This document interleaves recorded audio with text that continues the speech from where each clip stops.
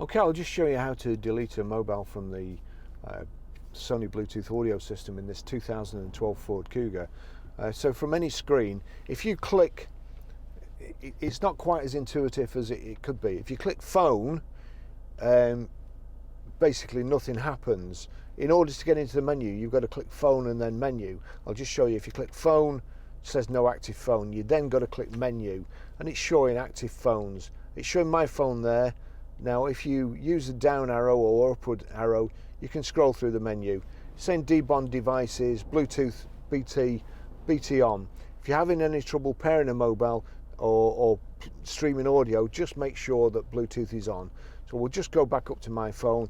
Now if it's showing left and right arrows, but if you click the left and right arrows, nothing happens.